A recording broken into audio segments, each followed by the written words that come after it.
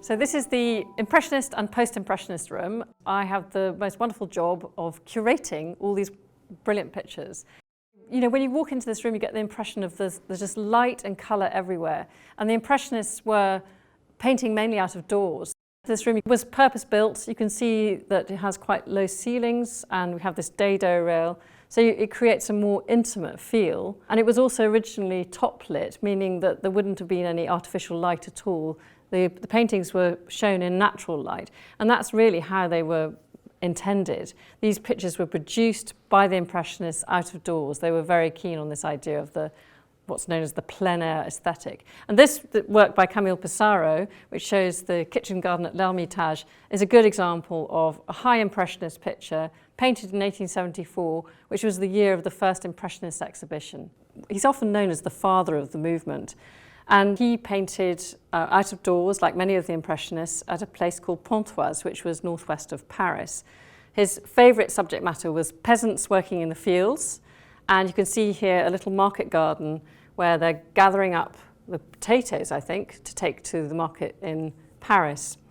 Now, there's a kind of myth surrounding Impressionism. People think it's just painting quickly on the spot. And it is in certain cases. And I can show you some examples of paintings where really they are startlingly unfinished, and this is what they were criticised for. They painted on these very portable canvases. This meant that they could go out into the countryside with a canvas on their backs, just prop the easel up anywhere and paint in front of the motif. But I think with Pissaro you can see this careful interest in geometry. He took the picture, I reckon, back to the studio and probably worked on it in the studio a certain amount, just to get the absolute right balance of colour and line. I'd love to talk about this picture. We're talking about finish. This work, there's a big debate about whether it was finished or not. It's by Paul Cézanne. Now, you can notice there are lots of areas where it's unpainted, and in fact, an earlier dealer or somebody who owned this picture before it came into the gallery was unsatisfied with the unfinished appearance, so they painted over the edges, and we've only recently cleaned it, so now you can see it as Cézanne left it.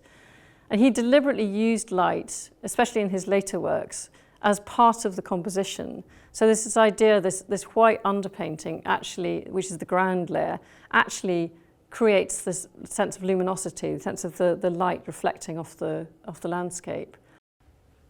So many people think that the Impressionists were all a bunch of men, but in fact there was there were two very kind of well-known women artists associated with the movement, and there were others, in fact, which I won't mention today, but we're very lucky to have this work by Berthe Morisot.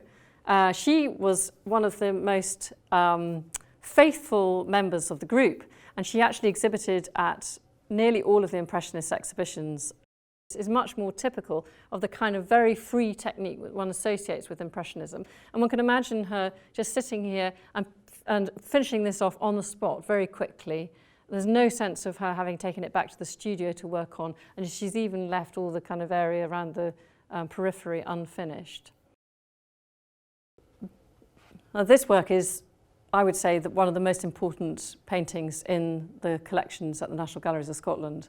We often describe Gauguin as a post-impressionist. This is a term which was applied retrospectively. He didn't think of himself as such, but the point is that there was a group of artists, so Gauguin, Cézanne, Seurat, and Van Gogh, who all were kind of familiar with Impressionism, perhaps even exhibited with the Impressionists, and then moved beyond it. They moved towards a style of painting which is much more concerned with painting ideas, kind of more universal ideas, rather than just painting exactly what you see in front of you. So this picture is completely groundbreaking, and you can appreciate that, I think, if you look at some of the other Impressionist works in this room, and then you see what a radical change Gauguin has made. And the real change that he's introduced here is that he's painting not in front of nature, but painting largely from the imagination. He actually wrote about this picture in a letter to Van Gogh, and he said that this section of the canvas is supposed to be natural, and this section, in the upper right-hand corner, is non-natural and out of proportion. So it deliberately he gives the idea that this is something which is very different from the rest of the canvas. So what's happening in this picture is that we have a group of women. They are women from Brittany, so they're wearing traditional Breton coiffes and a kind of uniform that they wore, and they are listening to a sermon. So this is called, the title of the painting is The Vision of the Sermon, and it has a subtitle which is Jacob Struggling with the Angel. Here you have the angel and Jacob in the top right-hand corner. And here on the right, you have a self-portrait by Gauguin. And he shows himself here as the priest who is delivering a sermon about Jacob and the angel, and the women are imagining that they can see this whole kind of event from biblical history come to life. And the most startling thing about this picture, I think, is this brilliant red colour. So the red, people have debated what's the red, what's it supposed to symbolise. In some ways, it could symbolise the wheat, the buckwheat, which grew in the area of Pont-Aven where this was painted. It apparently glows red when it becomes ripe. But it could also just be used more symbolically to represent the passion, the fervour, the religious fervour of these simple women.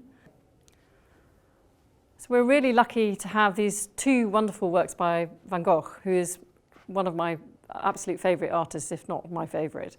The thing that probably strikes you when you look at these two is how very different they are. And you might be astonished to know that they were only painted within a year of each other. So it gives an idea of how quickly Van Gogh was developing as an artist.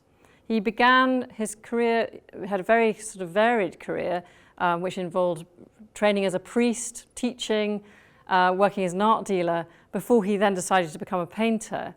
And it was in the mid-1880s when he joined his brother Theo van Gogh in Paris that he encountered Impressionism and developed this style of painting.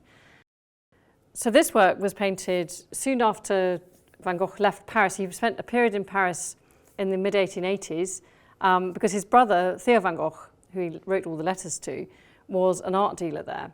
He had the opportunity to encounter the Impressionists, but also some of the post-impressionists such as Seurat, Georges Seurat, who had a strong influence on him.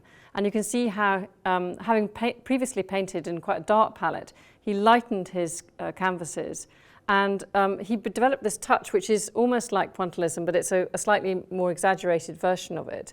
And you can see how in the later works this becomes even more kind of impassioned, and the use of this very thick impasto, these thick layers of paint. He unfortunately had this crisis where he famously cut off his ear and then admitted himself to the asylum at Saint-Rémy. And so this painting is painted after, or during that period when he was at Saint-Rémy. And you can see, I mean, people are very tempted to interpret his work in terms of his mental state at the time. It seems a much more kind of passionate or impassioned work, almost as if the trees are tumbling down the hill, everything is kind of slightly out of control. These are olive trees, and he was able to see them from his room in the asylum. But he always said in his letters that he only painted during calm moments. So maybe it's just that he's developing this expressive style independently, and he was a great reader. He was very conflicted, even though he had this strong religious upbringing. His father was a pastor. He was very conflicted about his religious beliefs, and a lot of this kind of these conflicted feelings, I think, are reflected in the sort of tortured branches of the trees. It's a very tactile painting. You want to reach out and touch it, and you get if you look closely, you can see that he's squeezed the paint directly from the tube. So it's done in a very kind of raw and passionate way. And Van Gogh was very important for the next generation of artists. He really influenced later movements such as Fauvism and Expressionism. Here we have three works by Georges Seurat, who was the leading artist of the group now known as the NeoImpressionists. We see a development towards pointillism, or divisionism it's sometimes known as, and this is this technique of using dots of paint and applying the pigment in these little dots. So these artists were very interested in colour theory. The Impressionists themselves were also interested in colour theory, but not in such a scientific way. And in particular, they explored the idea of complementary colours. So when you look at Impressionist paintings, you can often see that they were fond of juxtaposing colours that are opposite on the spectrum. So in this painting, you can see greens and reds. The idea is that when you place colours opposite on the spectrum side by side, you get a much more kind of intense effect.